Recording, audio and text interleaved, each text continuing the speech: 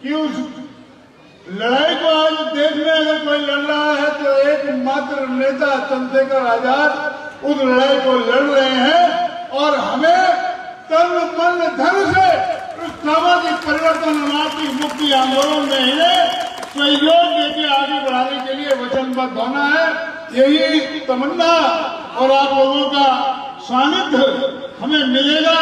इसी वादे के साथ मैं आपसे बहुत बहुत सबका शुक्रिया अदा करता हूँ।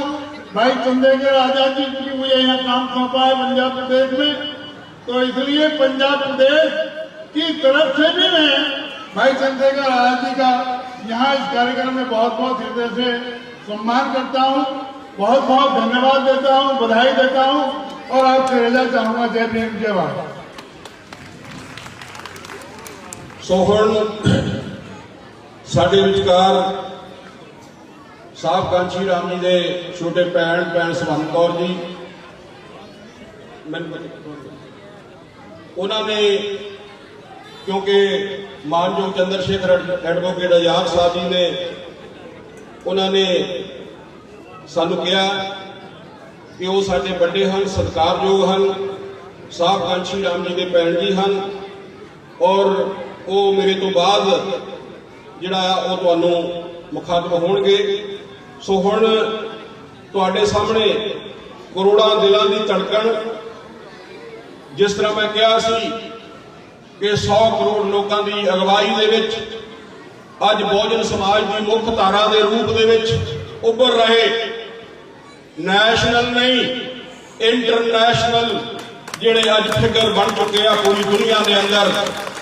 जिस तरह साहब कांची राम जी के बल जिहड़ी दुनिया पूरी दुनिया का मीडिया देख रहा सी टिकटिकी लगा के कि इस देश के अंदर कोई परिवर्तन होने वाला है, लेकिन अभागा समा कह सकते हैं कि वो साहब कांची राम जी साडे विच जिहड़ा वो ज्यादा समा जिहड़ा साडे विच सलीक तौर पर नहीं रहे। अज उन्होंने नक्शे कदम के उत्ते चलते हुए चंद्रशेखर आजाद जी अज गुरु रविदास महाराज जी के इस मुकद्दस दरबार के विच जिहड़े वो नतमस्तक होए आ। और मैं ये गल दोहरा रहा फिर कि ये दरबार, मैं ये गल कही सी कि ये दरबार जिथों सरकार बनिया करेगी और इथों ही सरकार उल्टी होया करेगी। ये चीज जिहड़ी आ वो साबित जिहड़ी आ हो चुकी है। सो इस करके मैं सतगुरु रविदास महाराज जी के अगे जिहड़ा अरदास करदा कि इस देश का जिहड़ा बहुजन समाज है, जिहड़ा लताड़िया होया समाज है, अज वो जल्दी इस देश के विच नौजवान साथी के रूप दे विच प्रधानमंत्री के रूप दे विच मानयोग चंद्रशेखर आजाद एडवोकेट जी को देखना चाहता है बहुजन समाज। अज वो तुहाडे विचकार है। ये समा जिंदगी दे विच बार बार नहीं मिलता, फिर तरसिया करोगे, फिर तरसिया करोगे समय के लिए एक देख एक झलक पाने के लिए। अज वो तुहाडे विचकार लो मैं हुण बेनती करदा मानयोग चंद्रशेखर आजाद एडवोकेट प्रधान आजाद समाज पार्टी भारत संस्थापक टीम आर्मी और तुहानू मुबारकबाद देने के लिए वो तुहाडे विच सन्मुख हो रहे हैं और अपनी जी नैशनल पॉलिसी दे के जिहड़ा अपने विचार तुहाडे नाल जिहड़े आ वो देने के लिए तुहाडे मुखातब हो रहे हैं। और उन्होंने स्वागत के विच मैं पंज जकारे लावांगा। पंज जो बोले सो रुपए, जो बोले सो रुपए, जो बोले सो रुपए, जो बोले सो रुपए, जो बोले सो रुपए। मानयोग चंद्रशेखर आजाद एडवोकेट साहब करोड़ों दिलों की धड़कन तुहानू मुखातब होणगे। मानयोग चंद्रशेखर आजाद एडवोकेट साहब।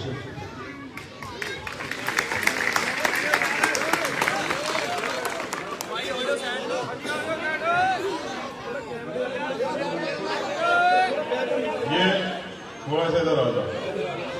हाँ, वो लोग परेशान होंगे तो अच्छा नहीं होगा। बहुत मेहरबानी। जय भीम, जय भारत, जय संविधान, जय गुरुदेव। सर्दी है, मैं समझ सकता हूँ खून ठंडा पड़ गया होगा, मान होगा, हो जाता है। लेकिन सबसे पहले तो बहुत तेजी से आ जाओ, इधर आ जाओ, बहुत तेजी से, डिस्टर्ब मत करो, जल्दी आ जाओ। चलो मेरी आवाज आ जाएगी, अब बाद में देख लेना, आज जो है सुन लो। तो सबसे पहले तो मैं धन्यवाद देता हूं यहां की कमेटी का, उस पूरी कमेटी का जिसने इतना अच्छा आयोजन किया। और मैं धन्यवाद देता हूं पूरे हिमाचल से यहां पहुंचे हमारे नौजवान साथी, हमारे कार्यकर्ता, हमारे जिम्मेदार लोग, हमारी माताएं बहनें, हमारे छोटे छोटे प्यारे प्यारे बच्चे।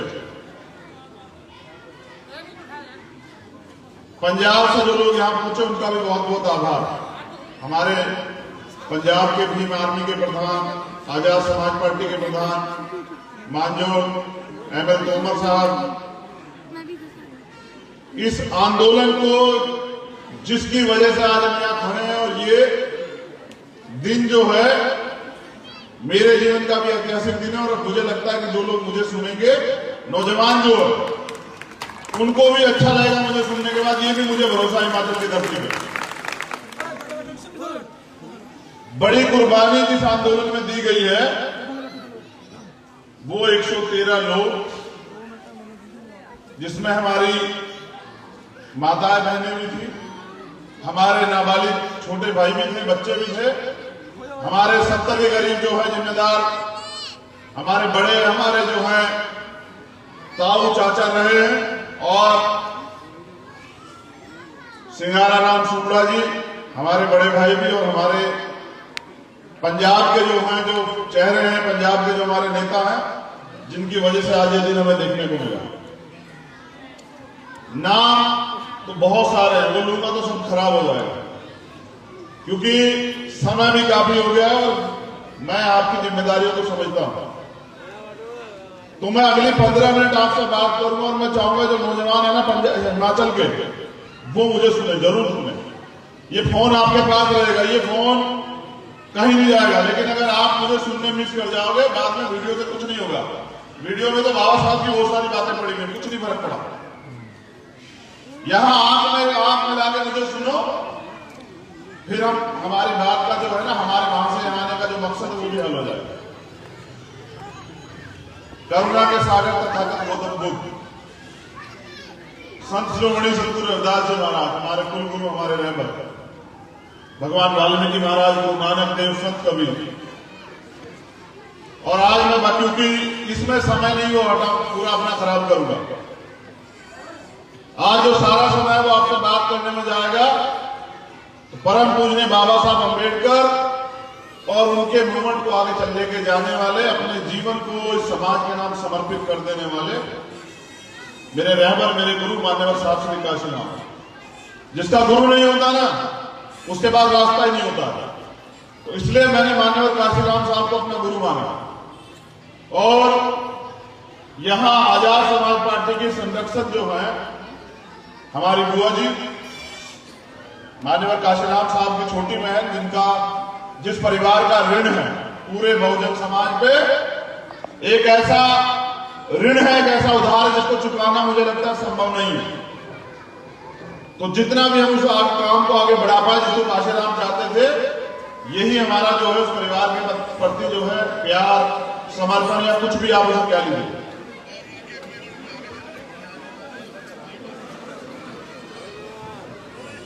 ये कहां से आ गया, पीछे डाला हुआ है, देखो चोट मत खा लेना कोई, देखो चोट मत खा लेना। चला गया, चलिए ठीक है, देख लीजिए आराम से। देखो इसमें भी जोश आ गया, अगर इसमें जोश आ सकता है तो नौजवानों में क्यों नहीं आ सकता बताओ। देखो हमारी बात सुन के उसमें तो जोश आ गया है, और ये जो नौजवान है अगर इनमें जोश में आया तो फिर क्या फायदा हमारी बात का, समझ रहे ना।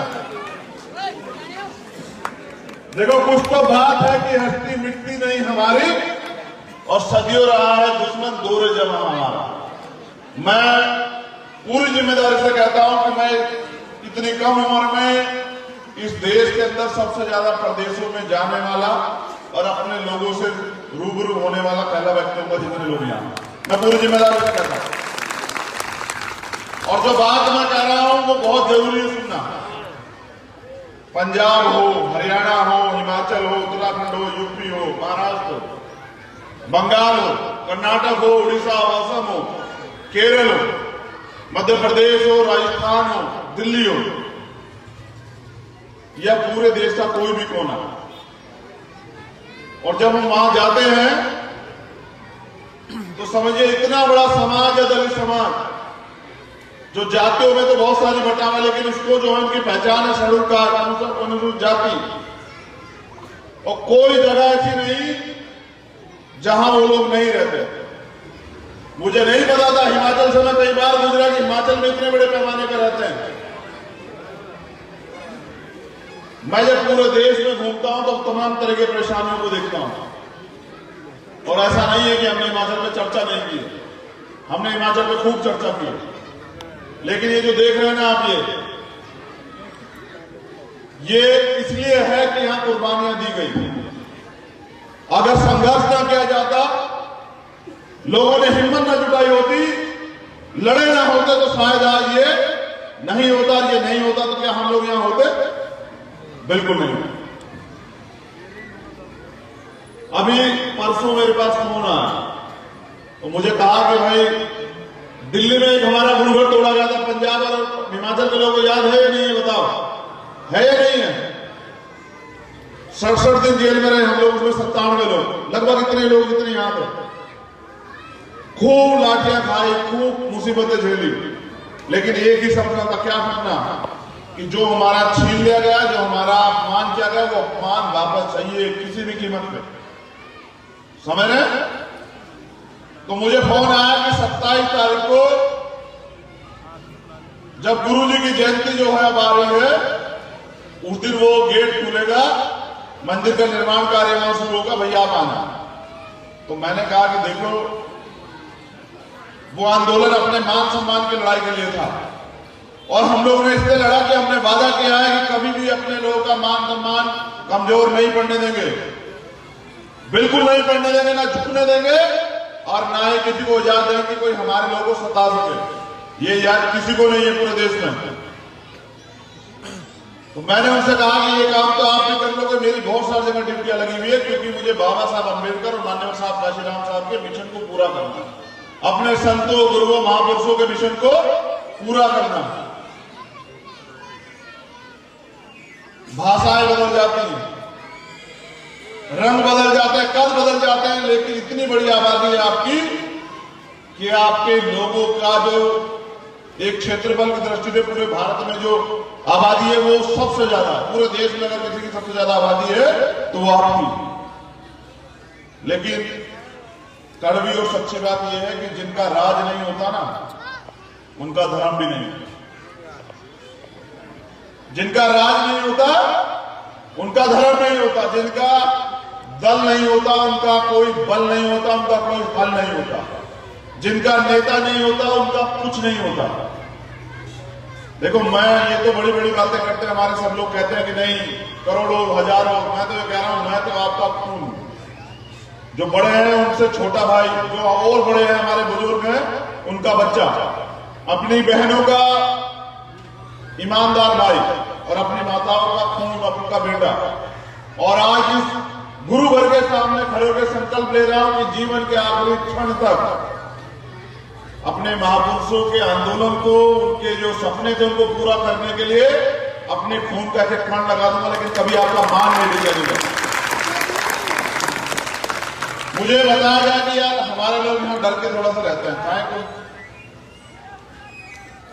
काहे को देखो, डरते तो हम हैं, लेकिन बुराई करने से, बुरा बोलने से, किसी को सताने से, किसी का कुछ लूटने से, किसी का कुछ छीनने से, किसी बहन का अपमान करने से और कोई भी तरह का अन्याय, अत्याचार, जुल्म जाते होते हुए देखने से डरते हैं। और डरते हैं तो अपने गुरुओं से, महापुरुषों से, इंसानों से नहीं डरते हैं साहब। ना किसी सरकार से डरते हैं, ना किसी माफिया से डरते हैं, ना किसी सिस्टम से डरते हैं। लेकिन मैं जो बता रहा था, पूरे देश में जब दिल्ली में गुरुघर तोड़ा गया तो पता भी नहीं लगा तो उमर साहब कहां से लोग आए, पंजाब से, राजस्थान से, असम से, बिहार से, बंगाल से।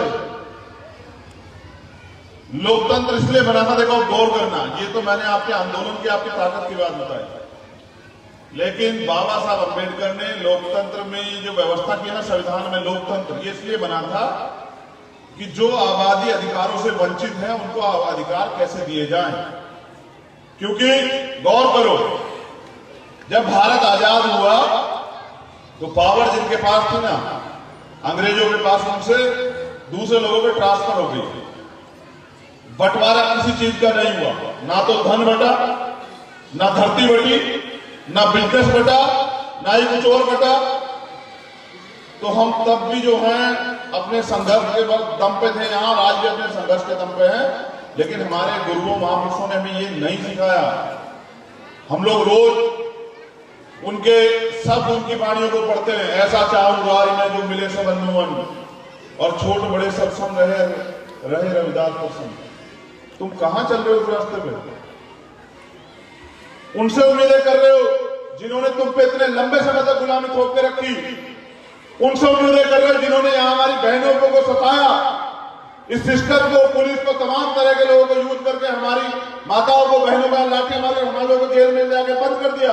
उनसे उम्मीद कर रहे हो कि वो तुम्हारे हित के काम करेंगे। अरे मैं कह रहा हूं कि तुम लोग इसलिए यहां शर्म करके रहते छिप के कि तुम्हें लगता है कोई तुम्हें सता देगा। जाओ, मैं तुम्हें पूरी ईमानदारी से कहता हूं कि जाओ, तुम खुल के अपने घरों में लिखो, मैं देखता हूं कौन तुम्हारा बाल बाका करता है। अगर किसी व्यक्ति की तरफ यहां आग उठेगी तो यहां इतने सर दिखाई देंगे, इतने लोग दिखाई देंगे कि यहाँ की सरकार जो है वो घुटनों पे आ जाएगी एक दिन में। याद रखना मेरी बात। अरे जिंदा कौम है हम, जिंदा कौम है, मुर्दा नहीं है, और अपने दम पे है यहाँ। मैंने कहा कि कुछ तो बात है कि हस्ती मिटती नहीं है हमारी, कुछ तो बात है कि हस्ती मिटती नहीं है हमारी, और सदियों रहा है दुश्मन दौरे जमा हमारा। जब से लेके देखो, जब से हमारा राज गया है, तब से लेके आज तक हमेशा हमारे खिलाफ साजिशें हुई, हमें रोकने का प्रयास किया, हमें डराने का, धमकाने का, हमें सताने का प्रयास किया, हमारा मनोबल तोड़ने का काम किया गया। लेकिन फिर भी हम जिंदा हैं, और जिंदा इसलिए हैं कि हमारे गुरुओं ने हमें बल दिया।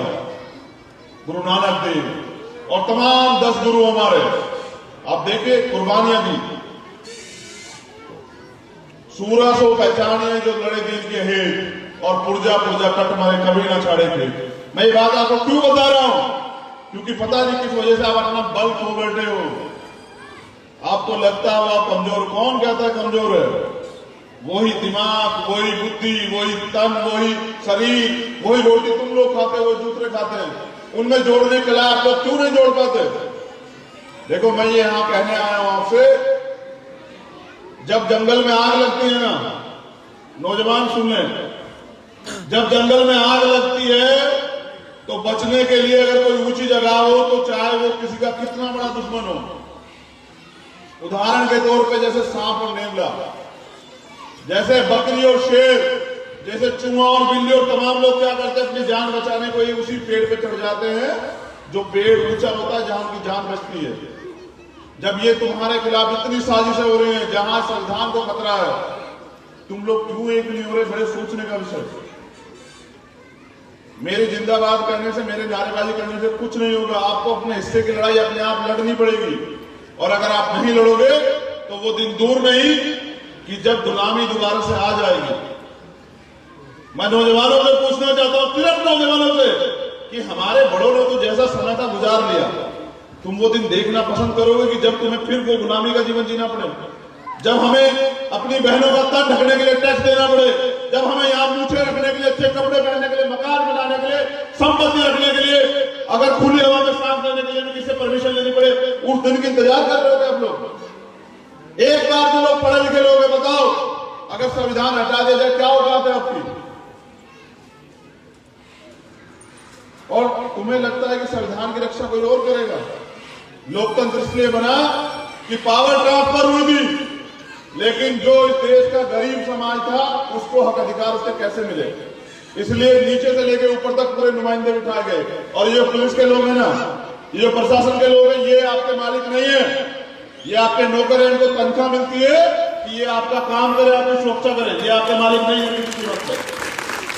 इनको तनख्वाह इसलिए मिलती है कि सिस्टम इसलिए बनाया गया कि आम आदमी की सुरक्षा और उनके अधिकार सुरक्षित रहे, कोई उनपे अत्याचार ना कर पाए, कोई उनके अधिकार को छीन ना पाए। लेकिन आप लोकतंत्र की वैल्यू समझ ही नहीं पाए। आपको लगता है कि ये नेता आपके मालिक है, आपको लगता है ये प्रशासन आपका मालिक है। अरे इस देश में जनता मालिक है, और जो जनता चाहेगी वो होगा। तो मेरी माताएं मैंने बैठी हुई, देखो तुम लोग तो नौजवान बैठ भी नहीं पाए, ये देखो कितना जज्बा है, और इनकी वजह से है चंद्रशेखर। और जाओ तुमसे कहते हैं अपनी माता बहनों से, इस नाम को, इस बात को याद रखना कि जहां आपके स्वाभिमान पे आंच आएगी तो चाहे कुछ भी करना पड़े पीछे नहीं हटेंगे। बिल्कुल ये बात याद रखना हिमाचल के लोग। हम यहां किसी को सताने के लिए नहीं है, लेकिन कोई अगर हमारे स्वाभिमान की रक्षा, हमारे स्वाभिमान का अपमान करे, हमारे स्वाभिमान को बेइज्जत करे, या हमारी बहनों माताओं को सताए, या इस तरह की जुल्म ज्यादती करे जो 2005 में हुई थी, तो वो किसी कीमत पे बर्दाश्त नहीं होगी। और ये बताने के लिए मैं, देखो लोकतंत्र में जिसके पास ज्यादा वोट होती है ना उनका राज होता है, और वोट पूरे देश में आपके पास, क्या आपका कुछ है? अगर कुछ होता तो क्या आपके साथ ये 2005 होता? आपका कुछ होता तो क्या आपके साथ 2019 दिल्ली में होता? और चलो छोड़ो, आज वर्तमान पे आते हैं। ये मंच पे सब पढ़े लिखे लोग हैं। आज हमारे किसान भाई, मजदूर भाई दिल्ली के रोडों पे, देखो दिल्ली देश की राजधानी है नहीं है, कोई किसी को राजधानी में जाने से कैसे रोक सकता है? लेकिन ये हुकूमत देखिए, जालिम हुकूमत, कि दिल्ली नहीं जा सकते हैं किसान, उनको रोका गया। और 120 से ज्यादा लोगों ने शहादत दी है। बात इसलिए बता रहा हूं कि बिना कुर्बानी दिए कुछ नहीं मिलने वाला आप लोगों को, बिना कुर्बानी दिए कुछ नहीं मिलेगा। उनकी हिम्मत और उनके हौसले की दाद दीजिए कि 120 से ज्यादा लोगों ने शहादत दी थी, उफ नहीं कर रहे हैं और पीछे नहीं हट रहे हैं। पूरी सरकार एक तरफ और इस देश का भगवान, इस देश का किसान एक तरफ, और सरकार को नाको तले जो है चने कटवा रखे। देखिए ये होती है ताकत। एकता में कितनी शक्ति होती है पता है? ये होती है शक्ति। और किसान, जिन लोगों को लगता है कि किसान बर्बाद हो जाएगा तो कुछ नहीं, हमारा कुछ नहीं जाएगा, किसान बर्बाद हो जाएगा तो ये देश बर्बाद हो जाएगा।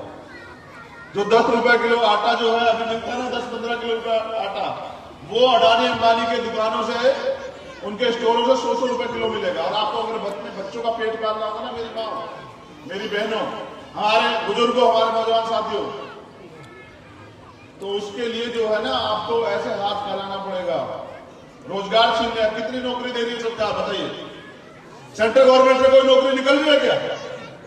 हमारे लोग पढ़े कि भाई पढ़ के जो है हम लोग आगे बढ़ जाएंगे। रिजर्वेशन को खत्म कर दिया है, सारे सरकारी डिपार्टमेंट प्राइवेट कर रहे हैं और हम लोग इंतजार कर रहे हैं। देखो ये जो व्यवस्था है ना, जिनकी सरकार है, ये लोग करते क्या है कि एक एक करके मुर्गे देखे, मुर्गे समझते हो? तो मुर्गे को जो है ना वो बेचता है, काटता है जो वो भाई, वो अपने पास एक वो अलमारी बना के रखता है, बहुत सारे मुर्गे रखता है और दाना भी गिर के रखता है। जिसको पकड़ता है वो तो फड़फड़ाता है, बाकी लोग अपना दाना चुनते रहते हैं। इन्होंने 2 अप्रैल 20 मार्च को जो आदेश दिया था SST एक्ट पे, आपके यहां भी आंदोलन हुआ होगा। पहले आपको सताया, फिर GST लागू करके छोटे व्यापारियों को सताया, फिर CA NRC लागू करने के लिए मुस्लिम भाइयों को सताया, और अब इस देश का बल है, इस देश का जो अन्नदाता है, इस देश की जो रीढ़ है, उस रीढ़ को कमजोर करने के लिए इन्होंने किसान को जो है बर्बाद करने का, खत्म कर देने का काम करने के लिए ये लोग ये कानून बना लाए। और जब जिसमें मुसीबत आई वो अकेला लड़ा। लेकिन मैंने जिम्मेदारी उठाई कि जब इस देश में मुसलमान भाइयों के साथ कुछ गलत हुआ था, वो कानून बना था, तो तब भी मैं दिल्ली में आंदोलन मैंने किया था। और आज किसानों के साथ हुआ है तो शुक्ला जी खड़े, हमारे यहाँ की टीम भी जाती रहती, लेकिन सारे मोर्चों पे हमारे लोग किसान भाइयों के साथ जो है आंदोलन में कंधा से कंधा मिलाकर खड़े हुए हैं। और इसलिए खड़े हुए हैं क्योंकि हमें अपने देश से प्यार है। हमने पहले भी कुर्बानी दी है और हम आगे भी कुर्बानी देंगे। लेकिन मैं कह रहा हूं कि जो समाज, जो कौम अपनी ताकत को नहीं पहचानती, उनका वजूद खत्म हो जाता है। इस देश में अगर अपने वजूद को बचाए रखना है, अपने संतों, महापुरुषों, गुरुओं के जो सपने थे उनको बचा के रखना है, तो आपको संघर्ष करना पड़ेगा। और अगर आप ये सोच रहे हैं कि नहीं कुछ नहीं हो रहा है, तो मैं ये बता दूं आपको कि सत्ता में बाबा साहब ने कहा ना, पॉलिटिक्स द मास्टर की, सत्ता वो सुनहरी चाबी जिससे सारे ताले खुलते हैं। आप यहां सत्ता दो हमें, और मैं ये पूछना चाहता हूं कि चाबी आपके हाथ में, बताओ आपको क्या चीज चाहिए, बताओ। मकान चाहिए, एक कलम से रोजगार चाहिए, एक कलम से इससे भी बेहतरीन गुरुवर चाहिए, एक कलम से सड़क चाहिए, एक कलम से बिजनेस चाहिए, एक कलम से लोन चाहिए, एक कलम से। तो इतनी बड़ी ताकत होती सरकार और आप लोग पता नहीं क्या करते हो। देखो, मैं अब आऊंगा हिमाचल और काम भी करूंगा, और मैं चाहता हूं हमारे लोग वोट की ताकत को समझे। वोट का अधिकार हमें बिकने को नहीं मिला है। वोट का अधिकार हमें क्यों मिला है? गुलामी से मुक्ति के लिए और अपने अधिकारों की सुरक्षा के लिए। किसानों ने, बेचारों ने धोखे में आके उनकी बात को मान लिया, उनको वोट दे दी, और परिणाम क्या हुआ कि आज किसान सड़कों पे हैं। जितनी बार गलती करोगे उतना ही नुकसान करोगे। वोट दो धारी तलवार है, अगर दी अच्छी तरह अच्छे आदमी को तो आपका फायदा, और अगर धोखे से बुरे आदमी पे चली गई तो आपके वजूद को नुकसान हो जाएगा। तो नौजवानों से मैं उम्मीद करता हूं कि वो बड़ों से ये ना सीखें कि बड़ों ने क्या किया। मैं कहता हूं वो मुझसे सिर्फ ये सीखे कि उनका भाई लड़ रहा है, उन्हें उनका साथ देना है। अब ये नौजवान हाथ को आगे बताओ कि साथ दोगे या नहीं दोगे, पहले बताओ। फोटो खींचने से नहीं आंदोलन चलते हैं, फोटो खींच। अब हमारी माता बहनों से पूछूंगा एक बार, आप साथ दोगी नहीं दोगी, बताओ। दोनों हाथ उठाओ तो अभिमान हुआ। अब नीचे करो। देखो, मैं जब आता हूं ना, आप मुझसे बहुत प्यार करते हैं, मैं देखता हूं खूब फोटो खींचते हैं, लेकिन फोटो से आंदोलन नहीं चलते सर। आंदोलन चलते हैं संकल्प से, आंदोलन चलते हैं समर्पण से, और सपना देखना पड़ता है, और सपनों को खुली आंखों से पूरा करना पड़ता है, बंद आंखों से नहीं। बंद आंखों से देखे गए सपने कभी पूरे नहीं होते, खुली आंखों से सपने देखने पड़ते हैं, उनके लिए बहुत कुछ कुर्बान करना पड़ता है, तब जाके सपने पूरे होते हैं। तो सपने किनके पूरे होते हैं? सपने उनके पूरे होते हैं जिनके सपनों में जान होती है, और पंखों से कुछ नहीं होता दोस्तों, हौसलों से उड़ान होती है। किससे उड़ान होती है? हौसलों से। तो हौसले बनाओ, हम दोबारा ऐसा कुछ भी नहीं होने देंगे इसमें हिमाचल में। और आने वाले कल में हम यहाँ एक बड़ी शक्ति बनके जो है बताएंगे कि हम कौन है और हमारे अंदर कितनी क्षमता है। और अगर आप ये क्षमता नहीं दिखा पाओगे तो फिर आप हमेशा झंडा उठाओ बन रहे हो। झंडा उठा किसका भला कर सकते हो, बताओ। तो मुझे आपने यहाँ आने का मौका दिया, मैं धन्यवाद करता हूं दोबारा से कमेटी का, और मैं धन्यवाद करता हूं जो लोग यहाँ पहुंचे। मैं धन्यवाद करता हूं, सलाम करता हूं सभी क्रांतिकारियों को जिन्होंने इस गुरु घर को, हमारे मान को, सम्मान को बचाने के लिए जेल काटी, कुर्बानियां दी, लाठियां खाई। मैं उनको धन्यवाद करता हूं, उनका सम्मान करता हूं। और मैं कहना चाहता हूं कि आने वाला कल जो है युवाओं से चीख चीख कर कह रहा है, उठ जाओ, खड़े हो जाओ, अपनी मुठिया से बीज लो, ताकत बनो, और अपनी ताकत से इस देश में राज करो। और अगर तुम लोग राज करने के लिए नहीं खड़े होंगे तो अयोग्य लोग आपका शासन करेंगे। चाय बेचने वाले सरकार चलाएंगे, और जब चाय बेचने वाले सरकार चलाएंगे तो देश चुपचाप होकर बिक जाएगा। हमें ये मुल्क हमारा, हमें इसको बिकने नहीं देना भाई। देखो, मैं सरकारों को इसलिए नहीं ज्यादा कह रहा हूं, सरकार तो अपनी अपनी नीति पे वो अपना काम करते रहेंगे, तुम क्या करोगे ये तुम्हें फैसला है ना। कब तक छिपोगे और किस किस चीज से छिपोगे? नहीं छिपना। इस देश में कॉन्स्टिट्यूशन है, आर्टिकल 14, 15, 16, 17, 18, 19, 21, 22, 23, 24, 25, 26 धार्मिक आजादी, freedom of speech, freedom of expression, सब कुछ आपके पास। भारतीय संविधान को पढ़ो, अपने हक अधिकारों के लिए लड़ो और खड़े जाओ। आने वाला कल तुम्हारा चीख चीख के पुकार रहा है कि चलो पहले हिमाचल की तरफ, और हिमाचल से रुख करेंगे दिल्ली की तरफ, और देखते हैं बाबा साहब अम्बेडकर का सपना कैसे पूरा नहीं होता। और अगर बाबा साहब अम्बेडकर का सपना पूरा नहीं हुआ तो हमारे नौजवान होने पे या हमारे जो अधिकार हमें मिले हुए उनके होने पे गर्व नहीं करना चाहिए।